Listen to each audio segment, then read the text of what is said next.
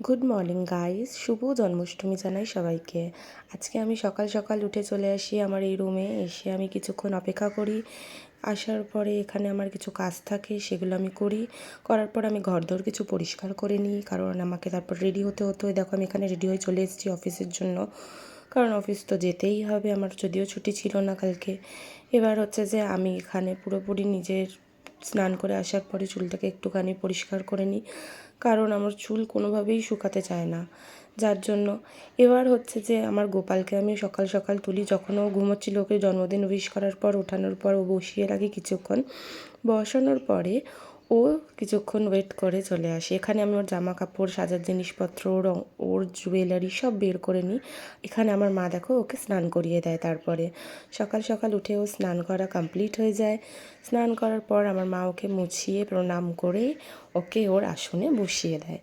বসিয়ে দেওয়ার পরেই যেটা হয় সেটা হচ্ছে আমি ওকে সাজাতে শুরু করি, কারণ ওকে প্রত্যেক বছর আমিই সাজাই। সাজানোর পরে তো পুরো এটা ওর লুক, ওর কমপ্লিট লুক হয়ে যায়। এবার মা ওকে ভোগ দেয়। সকালে ভোগ দেওয়ার পরে ও ভোগ গ্রহণ করে। ভোগ গ্রহণ করার কিছুক্ষণ পরেই আমি ওর একটা ভালো ক্লিপ তুলে নিই।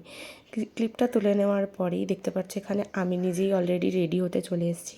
কালকে যেহেতু বাড়িতে পুজো ছিল, যার জন্য আমি একটুখানি কিছু গয়না পরেছিলাম। এবার হচ্ছে যে আমার মা এখানে ওর জন্য বিকেলের ভোগ করতে শুরু করে। এখানে আলুর দম হচ্ছে, তোমরা দেখতেই পাচ্ছ সব কিছু এখানে মা বানাচ্ছে।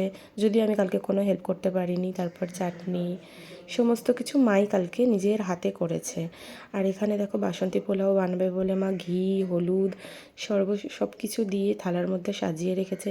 এখানে হাঁড়িতে সব কিছু মা রান্নাও করছে। করার পরে তো এখানে হচ্ছে যে আমি তো অফিস থেকে বিকেলবেলা একটু তাড়াতাড়ি চলে আসি। এসে কিছুক্ষণ ঘরে আমি অপেক্ষা করি, কিছুক্ষণ ফ্রেশ হয়ে একটু রেস্ট নিই। এখানে আমার মা ফল কাটতে শুরু করে দেয় বিকেলবেলায় ঠাকুরকে ভোগ দেবে বলে। এইবার আমার মা এখানে ফল কাটার পর সমস্ত কিছু সাজিয়ে নিচ্ছিল, নাড়ু, তারপরে ফল, মিষ্টি, এখানে হচ্ছে যে খেজুর, বাদাম। তারপর আমাকে বললো আয় আমি ভোগ সাজাবো। এখানে আমার মা দেখো কি সুন্দর করে গোল বাটিতে করে গোপালের জন্য ভোগ সাজিয়েছে। তোমরা কি এভাবেই গোপালকে বাড়িতে ভোগ দাও? আমাকে প্লিজ অবশ্যই কমেন্ট করে জানিও। আর দেখো তোমাদের কাদের বাড়িতে জন্মাষ্টমী হয়েছে সেটাও আমাকে অবশ্যই জানিও। আর দেখো এখানে আমার মা কি সুন্দর গোপালের জন্য এক এক করে সব কিছু সাজিয়ে নিচ্ছে। 5 রকম ভাজা, চাটনি, আলুর দম, পায়েস, মিষ্টি সব কিছুই কিন্তু মা ওর জন্য করেছিল।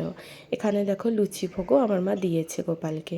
ফাইনালি ওর ভোগ পুরোপুরি সাজিয়ে নেওয়া হয়েছে। সাজিয়ে নেওয়ার পরে আমার মা ওকে গিয়ে ভোগ দিয়ে দিয়েছে। ভোগ দেওয়ার পরে এখানে গোপালকে আমরা কিছুক্ষণের জন্য অপেক্ষা করি। তারপরেই যেখানে ভোগ দেওয়ার পর আমার মা এখানে শুরু করে দেয় হচ্ছে পুজো। এবার পুজো যেটা আমার মা করে সেটা হচ্ছে প্রথমেই ওর যেটা পাঁচালি পরে নেয়, জন্মাষ্টমীর যেটা আমাদের পাঁচালি হয় সেটা পরে নেওয়ার পর এখানে দেখো আমি ধুনো সাজাচ্ছি বসে। এই ধুনো সাজাচ্ছি যখন, তখন আমার মা এখানে পাঁচালি পড়ছিল। যদিও আমি এখানে এইসব কিছু পাঁচালি টাচালি পড়তে পারি না, ওগুলো আমার মাই করছিল। আর আমার বাবাকে বললাম একটু আমি ভিডিওটা করে দাও। আমার বাবা আমাকে হেল্প করে দিল ভিডিও করতে। এখানে দেখো আমার মা কি সুন্দর করে পাঁচালি পড়ছে, আর আমি এখানে বসে ধুনো ধরাচ্ছিলাম, ধুনোটা সাজাচ্ছিলাম ঘি দিয়ে। তারপরে এখানে হচ্ছে যে আমার মা এখানে সব কিছু সাজিয়ে নেওয়ার পরে পুজো করছিল। দেখো এবার পুজোটা তোমরা।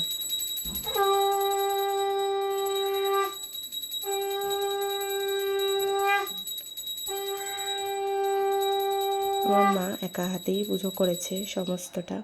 করার পরে হচ্ছে যে আমিও এখানে অপেক্ষা করছিলাম, কিছুক্ষণ ওয়েট করে গেছিলাম, কারণ পাখা চলছিল বলে এখানে আমি ধুনোটা ধরাতে পারবো না, যার জন্য।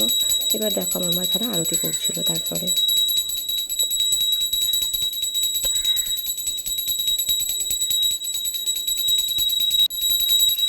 আমাদের বাড়িতে যখনই পুজো হয় আমার মা এভাবে সুন্দর করে পুজো করে।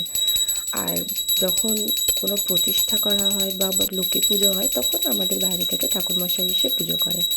তোমাদের কাদের বাড়িতে তোমরা নিজেরাই পুজো করো আমাকে কিন্তু জানিও।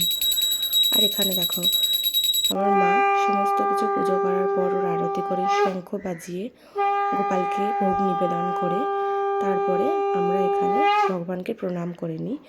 করে নেওয়ার পরেই কিছুক্ষণ হতে নাতে আমার মা বলে দিয়ে এবার ধুনোটা দিয়ে দিই ঘরে। তারপরে আমার মা সারা ঘরে ধুনো দিয়ে দেয়। তোমরা দেখো তোমাদের বাড়িতে কারা কারা ধুনো দাও অবশ্যই জানিও। ধুনো দেওয়া খুবই ভালো ঘরের জন্য।